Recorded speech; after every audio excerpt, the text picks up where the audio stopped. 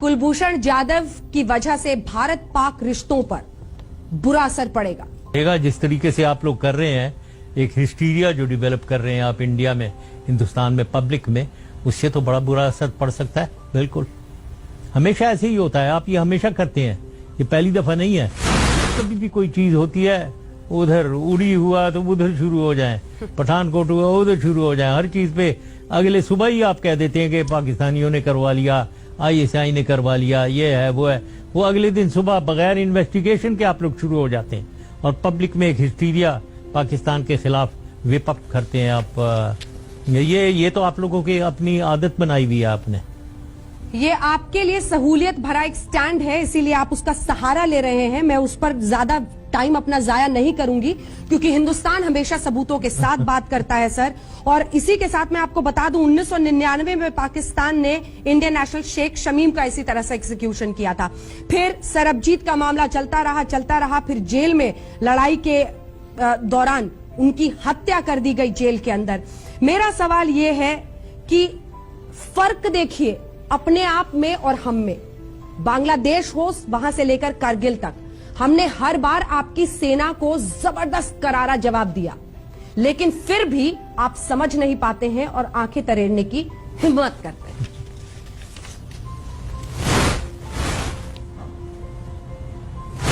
हाँ, आप कहे चले जाइए बांग्लादेश से कारगिल तक। कारगिल में हमने आपको गर्दन से पकड़ लिया था, आपकी फौज को, और आपकी फौज रो रही थी और भागते हुए bill Clinton, president bill Clinton के पास से वो उनको कहने के लिए कि ये पाकिस्तानियों को कहें वो निकल जाए, मुंह आपकी सेना भागी थी सर। लौट के उल्टे मुंह आपकी सेना भागी थी। बरकत ने लौट के आप पढ़िए जिसको मर्जी हो। हम नहीं मानते, हम भारत सरकार का वर्जन मानते हैं, और वही वर्जन जिसको पूरी दुनिया ने माना है। मेरा सवाल आपसे ये है, आप इक्के दुक्के यहाँ के एक दो लोगों की किताब पढ़ते रहिए और खुश रहिए। सवाल ये है कि पाकिस्तानी सेना की मंशा क्या है, वो क्यों ऐसा कर रहे हैं? फेयर ट्रायल के बिना, काउंसलर एक्सेस के बिना, वो एक आपको पता है सर, चप्पे का पता है। एमनेस्टी इंटरनेशनल ने भी इसकी भत्सना की है। कारगिल में गई हैं? एमनेस्टी इंटरनेशनल, बिल्कुल गई हूँ। एमनेस्टी इंटरनेशनल ने भी इसकी भत्सना की है।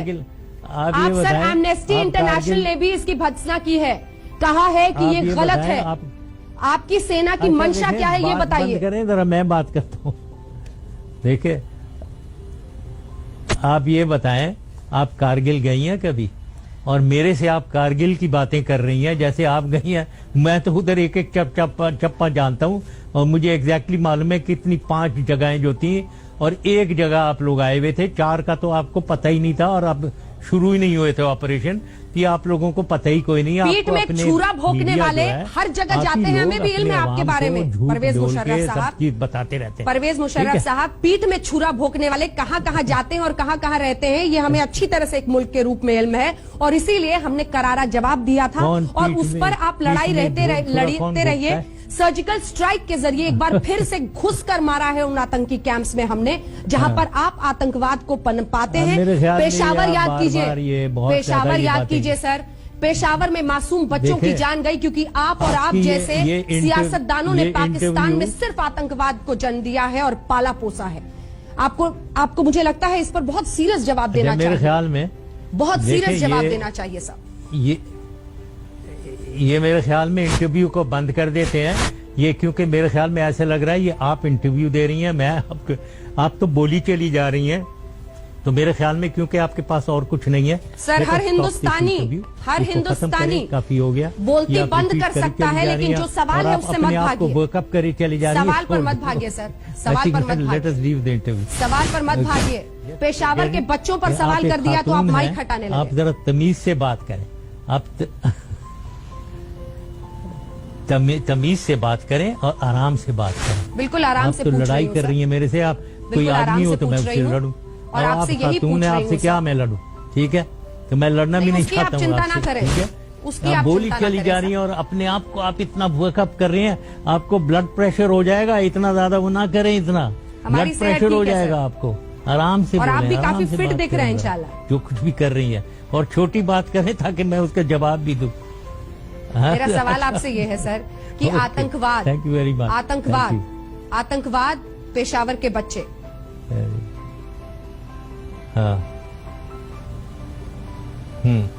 आपको नहीं लगता है कि पाकिस्तान को क्या अब हुआ? सख्त कदम उठाना चाहिए? सर्जिकल स्ट्राइक के जरिए हमने पीओके में घुसकर आतंकी कैंप्स को ध्वस्त किया। फिर वही एक आप बेवकूफ बनाई चले जाएं अपने कौम को, पागल, उनको बेवकूफ झूठ बोल बोल के उनको बनाई चले जाएं। सर्जिकल स्ट्राइक्स, ओ भाई क्या हिम्मत है आपकी आर्मी की? सर्जिकल स्ट्राइक्स उन्होंने की है, हम ना सर्जिकल स्ट्राइक आपके अगेंस्ट कर जाएं? हम भी कर सकते हैं, जो आप वहां कर सकते हैं वो हम भी कर सकते हैं। आप एक सबूत गिना दीजिए सर, मैं आपको चुनौती देती हूं। आप एक सबूत गिना दीजिए जिसके बिना पर आप ये साबित कर सकें कि वो स्पाई था। एक सबूत। देखे मुझे मालूम नहीं है, आप उससे बात कर रही हैं, आप उस शख्स से बात कर रही हैं जो गवर्नमेंट में नहीं है, और मैं वॉशिंगटन में बैठा हुआ हूँ, तो मुझे क्या सबूत, किस सबूत? मुझे तो नहीं मालूम है, मैं कौन सा किसी से पूछ रहा हूँ? मुझे बताओ, उसकी डिटेल इन्वेस्टिगेशन के पेपर्स मेरे पास भेजें। वो तो मेरे पास नहीं है, ना मैंने देखा है, ना मैं कंसिडर, ना मैंने किसी से पूछा है। इसीलिए मैं आपसे बोल रही मेरे थी, पास इसीलिए मैं आपको ये तमाम सबूत बता रही थी सर, ताकि आप भी कन्विंस हो जाए दूर वॉशिंगटन में बैठे कि जो किया गया है वो गलत है, सबूत नहीं है। कई भी बात मैं बिल्कुल नहीं मानूंगा। सिर्फ कन्फेशनल वीडियो, वो भी डॉक्टर आपकी कई प्रेशर में सामने रखा बिल्कुल नहीं मानूंगा। ठीक है, एक आखिरी सवाल सर आपसे। नेपाल के बॉर्डर पर 6 किलोमीटर दूर, बात मैं बिल्कुल नहीं मानूंगा, क्योंकि एक सेकंड मुझे जवाब देने दें। आपने बात खत्म की है, मैं बात कर रहा हूं अभी। मैं कभी आपकी बात नहीं मानूंगा, क्योंकि आप बेसिस ही झूठ बोले, आपका बेसिस ही झूठ पे है। यानी आप कह रही हैं वो सिविलियन बिजनेसमैन, आप कह रही हैं वो जी वो ईरान से पकड़ गया, आपकी चीज बेसिस ही आपका झूठ पे मबनी है। तो इसके अराउंड आप एक वेब आप वीव कर रहे हैं, उस झूठ को कंसोलिडेट करने, इसको कंफर्म करने के लिए, इसको जस्टिफाई करने के लिए आप एक वेब बना रही हैं, पूरी जाल बिछा रहे हैं इस झूठ को कंफर्म करने के लिए। तो इससे मैं तो आपकी बात कभी भी नहीं मानूंगा।